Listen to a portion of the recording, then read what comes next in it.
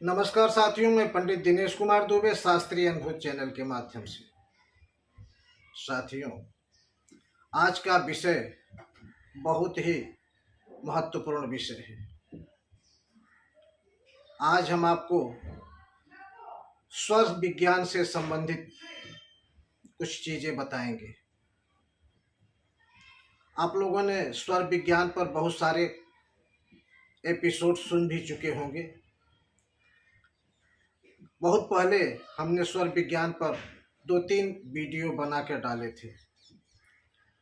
स्वर विज्ञान के माध्यम से मनोवांछित संतान, ये हमारा बहुत उम्दा और बहुत बढ़िया वीडियो था और बहुत पहले डाला गया था। 1 साल पहले हमने इस वीडियो डाला था। आज हम वापस फिर स्वर विज्ञान से संबंधित कुछ चीज़ें आपको बताएंगे और बहुत महत्वपूर्ण चीज़, आपके जीवन में घटित होने वाली चीज़ें जिसका संबंध आपके जीवन से है। आप बड़े ध्यान से, बड़े लगन से इस चीज़ को सुनिए। स्वर विज्ञान, जैसा कि आप सब जानते हैं, हमारे ऋषि मुनियों की देन है। स्वर का मतलब होता है ये जो हमारी श्वासा है, ये जो चल रही है, यही स्वर है और इसी पर विज्ञान आधारित है, इसलिए इसका नाम स्वर विज्ञान है। वैसे तो हमारे शरीर में 7200 नाड़ियाँ, 7200 नाड़ियाँ हैं, जिसमें से सिर्फ 24 नाड़ियाँ प्रमुख हैं और उसमें से भी 10 नाड़ियाँ बहुत महत्वपूर्ण हैं और 10 में से 3 इंगला, पिंगला, सुषुम्ना, तीनों नाड़ियों के ऊपर हमारे शरीर की सारी क्रियाएं आधारित हैं। हम जो कुछ भी करते हैं इन्हीं 3 नाड़ियों के बीच में रहकर ही करते हैं। इससे अलग हम कुछ कर ही नहीं सकते। हम अगर चाहें भी कुछ करने को तो नहीं कर सकते हैं। हमारा शरीर पंच तत्वों से बना है, आप सब जानते हैं। क्षित जल पावक गगन समीरा, पंच रचित अधम शरीरा। तो ये 5 तत्वों से, सबके 5-5 अलग अलग पदार्थ हैं। टोटल 5-5-25 तत्व हैं।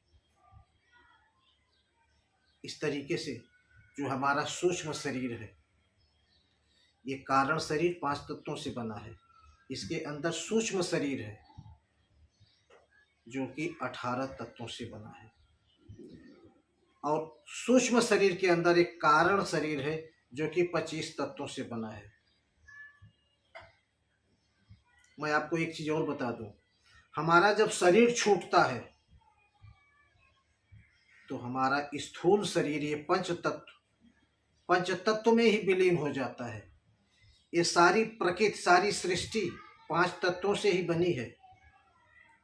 ये प्रकृति का खेल ऐसा है कि सब 5 तत्वों से, जितना भी स्थूल आप देख रहे हैं, ये सब 5 तत्वों से निर्मित है और इन्हीं 5 तत्वों के आधार पर हम, जब हमारा शरीर छूटता है तो ये 5 तत्व में विलीन हो जाता है।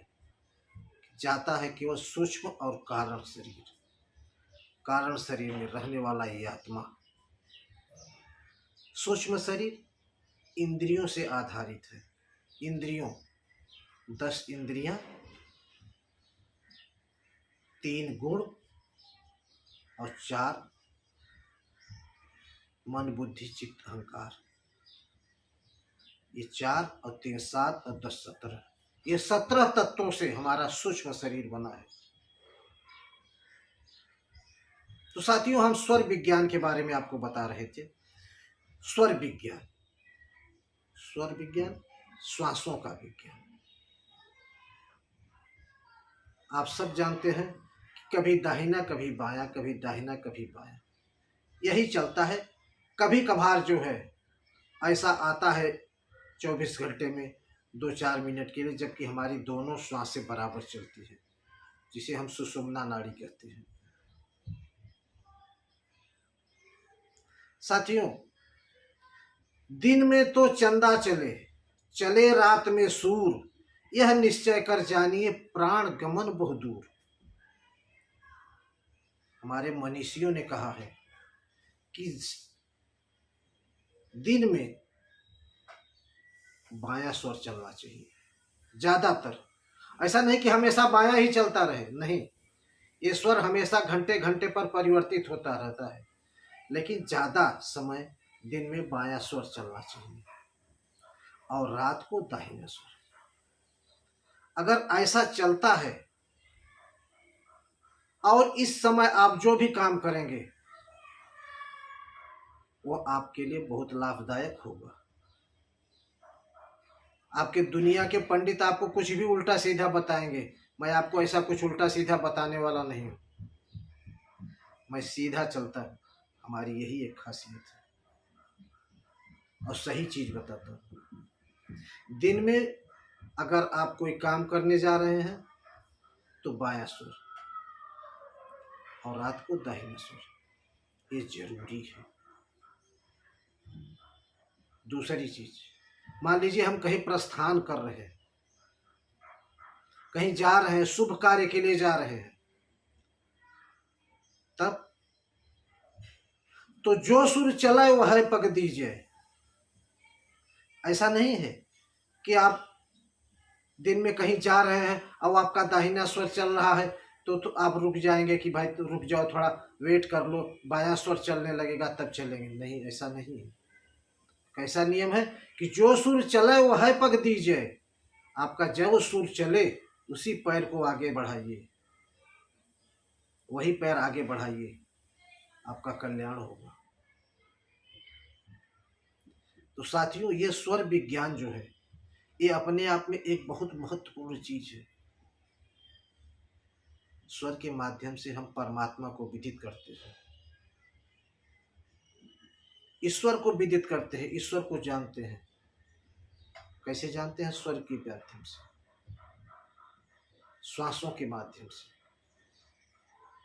बहुत गूढ़ विषय है, इसको जानने के लिए इसको सीखना पड़ेगा कि परमात्मा को एक पाना है तो हम कैसे श्वास चलाएं, किस ढंग से श्वास चलेगा, उसके बाद तब ये जाके आगे हमको क्या लाभ मिलेगा, तब हमको परमात्मा कैसे दिखाई देगा।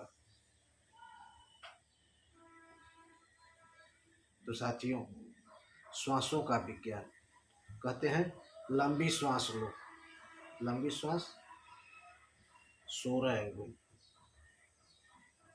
यहाँ से जब चलती है श्वास नीचे 16 अंगुल तक अगर जा रही है तो लंबी सांस। उस समय आपका पृथ्वी तत्व मजबूत रहता है,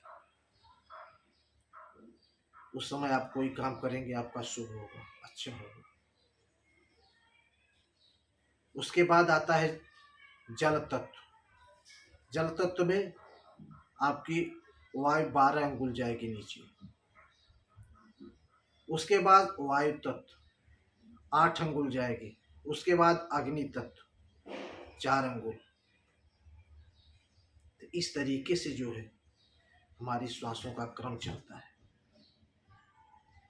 आपको ज़्यादा कुछ करने की जरूरत नहीं है, यही ध्यान रखना है। आपको जब भी कोई काम करना हो, कहीं जाना हो, कुछ करना हो, कुछ लेना हो, कुछ देना है, हमेशा याद रखिए जो सुर चल रहा है वही हाथ आगे बढ़ाइए, जो सुर चल रहा है वही पैर आगे बढ़ाइए। कुछ लेना है, कुछ देना है, जो सुर चल रहा है उस सुर के हिसाब से काम करिए, आपका कल्याण होगा। मेरा बताने का यही मतलब था, इतना ही कहना था आपको कि जो सुर चले उसी पर आप काम कीजिए। ज़्यादा बृहत में मत जाइए, बृहत में जाओगे तो अनटेंड हो, समझ में नहीं आएगा, डूब जाओगे। धन्यवाद साथियों। आपको ये कहानी कैसी लगी आप कमेंट करके ज़रूर बताइए, और हो सके तो लाइक करके सब्सक्राइब कर दीजिए। धन्यवाद।